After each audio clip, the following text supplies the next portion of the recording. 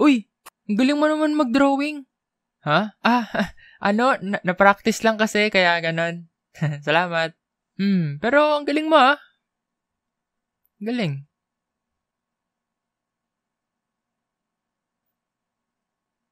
Pwede pa drawing?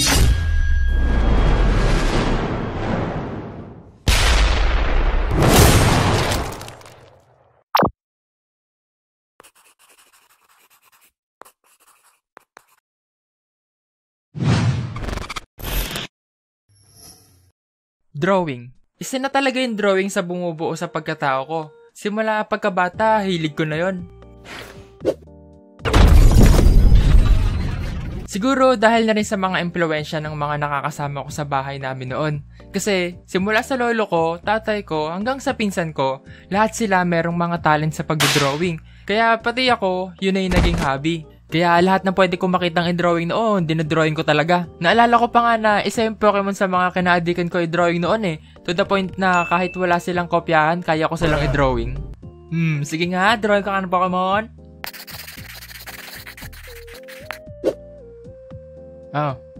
Saka kung mapapansin nyo pala, madalas ako mag-drawing ng memes, mapapost man yan o animation.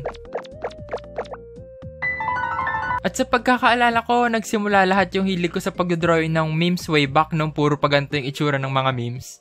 At hindi gaya ngayon na ganito. Sobra kasi ako naaliw sa mga expression nila, kaya dati, dinodrawing ko sila sa bond paper, sabay gugupitin ko yun at ididikit ko sa pader. Parang kulangot lang. Saka, isa rin ba kayo sa mga yung bago mag-drawing, gusto malinis muna yung lugar kung saan kayo mag-drawing? Ganon kasi yung ugali ko bago mag-drawing o kaya mag-animate. Minsan, nauubos na lang yung oras ko kakalinis Kaya, pag mag-drawing na ako, malalaman ko na lang anong oras na. Kaya, minsan, tinatamad na lang ako mag-drawing. Kaya, ending, malinis yung kwarto ko, pati yung papel ko, malinis din. Wala ako na drawing Saka, napansin nyo ba, may mga time na may dinodrawing tayo na gandang-ganda tayo. Tapos, minsan, inaabot pa tayo ng anong oras kakadrawing nun. Sabay, kinabukasan, pag nakita natin yung gawa natin na yun, Hey! Maganda to kagabi Pagdating naman sa school, di pa rin ako nagpapaawat sa pagdodrawing. To the point na naging problema na yun sa akin ng mga teacher ko. Kasi sa tuwing nagtuturo sila, nakikita nila ako na nakayuko. Akala nila nagkitake notes ako, pero pag silip nila, puro drawing lang pala yung makikita nila sa notebook ko. Ngayong tapos na tayo magklase, oras na para magtanong para makita ko kung may natutunan kayo. Hunyo, ano ang pambansang hayop ng Pilipinas? Ma'am, kabayo, ma'am. Ano? May zoo ngayon. Demonyong kabayo, ma'am. Kaya nung nagkausap yung teacher sa kananay ko nung may meeting dun sa school, nagkasundo sila na sa tuwing makikita ko ng teacher ko na hindi nakikinig sa klase dahil sa kakadrawing ko, kukunin daw yung dinodrawing ko at ibabalik na lang sa akin pagkatapos ng klase. Kaya wala akong choice nun kundi makinig na lang talaga sa teacher ko habang nag-lesson. Saka alam kong hindi lang ako yung punong-puno ng drawing yung likod ng notebook dito. Yung tipong kulang-kulang yung notes pero pagdating naman sa drawing sa likod halos mapuno nyo na. Kaya pagdating ng clearance, mayayari ka talaga sa teacher mo pag nakita niya na ginawa mo ng drawing book yung notebook mo sa kanila. Ma'am, notebook ko ma'am. Ano subject ko sa'yo? Math po. Ba't puro drawing to? Pero syempre, hindi lang puro negative yung hatid sa akin na pag-drawing ko sa school. Kasi yung mga klase ko dati, mahilig sila magpa-drawing sa kamay nila ng kung ano-ano. At syempre, dahil mautak tayo, idodrawing ko sila. Pero babayaran nila ako pagkatapos. O diba? Kaya pagdating ng uwian, may pambili ako ng food trip ko sa tindahan sa labas ng school. 10 pesos nga kuya. Tapos naalala ko pa yung gawain namin ng kaibigan ko nun sa school. Parehas kasi kami nun mahilig mag-drawing. At isa sa mga hilig namin, i-draw yung mga kaklase namin. Tapos tawang-tawa pa kami nun kasi sinasadya namin pangitan yung drawing namin sa kanila. Ito malaki mata ganito. Tapos ito naman, sobrang payat naman niya. Kaya kung ganun kayo o nagbabala kayo na gayahin ako, bala kayo dyan. Joke lang. Dito pala, meron akong mga nalista na mga ugali ko bilang artist na gusto ko i-share sa inyo na sa tingin ko naman makaka-relate yung iba sa inyo. Whip. Whip, whip, whip. Yung whip o work in progress, isa sa mga pinaka-common na sakit ko bilang artist. Ito kasi yung may sinimulan kang drawing, tas may sisimulan ka na namang bagong drawing, tas may gagawin ka na namang bagong drawing, hanggang puro ka na lang simula ng simula, wala ka nang natapos.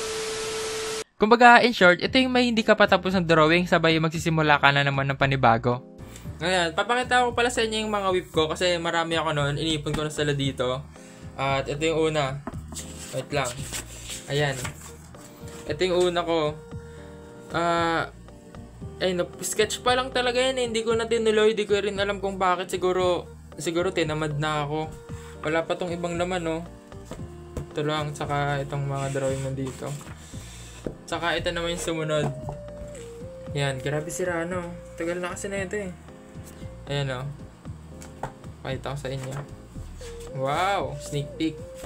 Ito yan, no? Mukha siyang poster ng ng Final Destination kung kung makita niyo yung poster na 'yan. Ayun, no. Grabe, may in-sketch ko ba 'to? Parang basta line art na lang 'yan eh. Tatapusin na lang, di ko pa talaga ginawa. Tsaka ito naman yan nasa clipboard ko. Pakita ko sa inyo. Ayan. Si Thor yan kung namumukhaan nyo, yung may bago siyang axe. Kita ba? Basta, Ayan, wala, madumi na. Ayan, tsaka ito yung huli. Ito yung huling nakita ko. Ayan. Si Genos yan nung sa One Punch Man, tapos nag-aaral ata ako na ito ng perspective. Ang dumi na nga, oh. Nagkaroon na ng ganyan. Parang nasagatan siguro ng araw, di ko alam. Pero, ayun nga. Parang nag-aaral ako na ito ng perspective saka watercolor. Pero, ayun. Ayun lang, yun lang yung naipon ko. Balikan tayo sa video. Nabanggit ko naman na sa inyo na simula dati, traditional art talaga yung hilig ko bago ako mag-animation. At isa sa mga ugali ko noon ay yung bumili ng sketchbook na hindi ko naman mapupuno ng drawing. Yun yung nakita ko lang na ang ganda ng cover at saka ng papel niya, kaya bibilin ko na. Pero di ko naman dodrawingan kaagad. Hanggang ngayon, tinatabi ko talaga yung mga sketchbook ko na yon kasi bukod sa mahalaga yun sa akin, gusto ko na meron akong mga remembrance sa past self ko na kung anong artist ako noon. Yung pag nakita ko yung mga drawing na yun, mapapasabi na lang talaga ako ng, grabe, ito palang kaya ko dati, tapos ngayon, pati ito, nagagawa ko ng i-drawing. Kasi yung sketchbook talaga para sa akin, hindi lang naman siya basta-bastang drawing book ko lang eh. Para ko na rin siyang mga album ng memories ko. Yung pag nakita ko siya, may mga maalala ko bigla. Kadalasan kung paano ko yung ginawa o kung nasan ba ako nung dinadrawing ko yun. Okay, wait. Andito pa yung mga sketchbook ko, ipapakita ko sa inyo. At ayun, ito yung mga sketchbook na natabi ko. At grabe, sobrang luluma na nito. Mapapansin nyo, bakbak na yung cover nyo. Palalo na to. Pero ayun na nga, simulan natin dito sa maliit. Ayan, wait lang. Buksan natin. Ayan. Bali, ito yung laman yan. Mahilig talaga ako sa doodle noon eh. Kaya, ayan o. Yun yung mga laman yan. Drawing ako. Grabe, nakita nyo yan. Ant-Man o. Grabe, 2015. So, yun siguro yung, grabe, di ko pa puno. Tapos ito naman, ito yung pinagsipagan ko dati. Kasi, kung mapapansin nyo, ang kapal na neto. Ayan o, ang dami yan. Puro drawing ko yan. Ayan. Anong huli nating din drawing dito? At lang, tignan ko.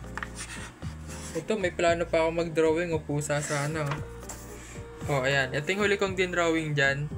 Kaso wala eh. Di na ako sinipag. Oh, si Wolverine. Ayun. Tapos, ito naman.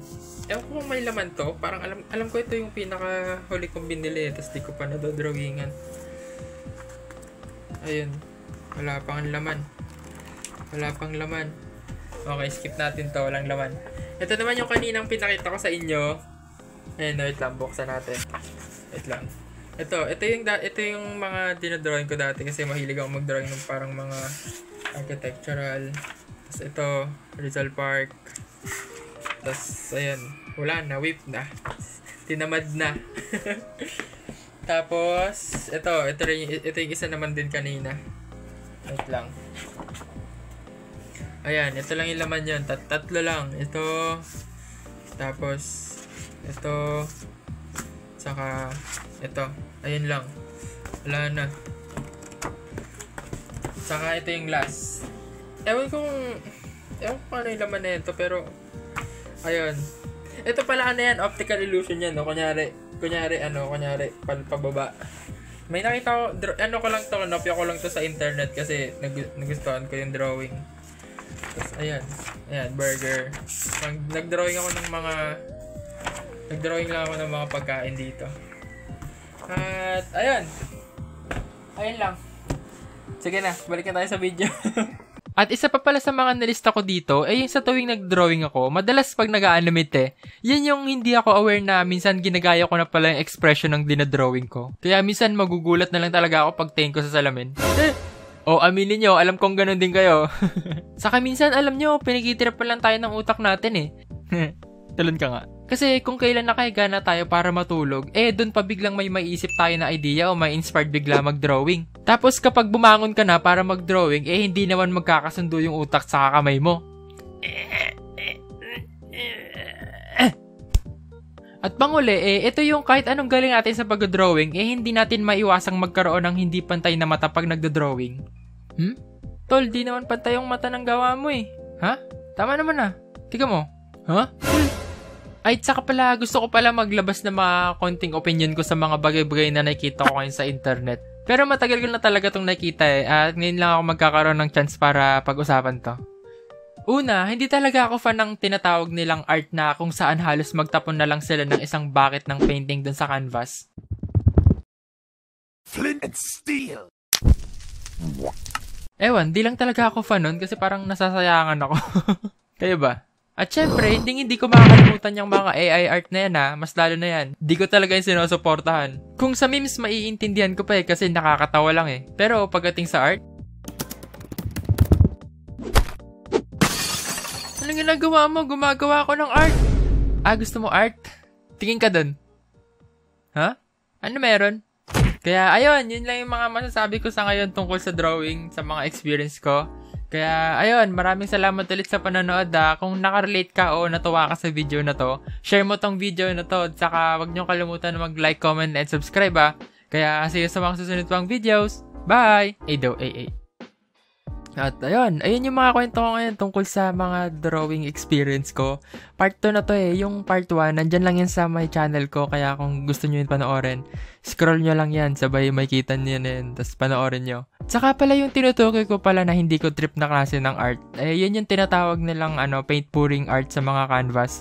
May mga magaganda naman, nabibilib talaga ako, pero may mga nakikita talaga ako na grabe, halos magsayang na lang talaga sila ng paint. Saka nung nag-search din ako tungkol sa art na yun, may debate din talaga sa internet kasi yung iba hindi rin talaga yung gusto yung ganong art, pero yung iba naman sinasabi okay din naman daw. Pero ayun lang, nasa inyo naman talaga yun kung magugustuhan nyo yung isang artwork or hindi. Kaya salamat ulit sa panonood Bye!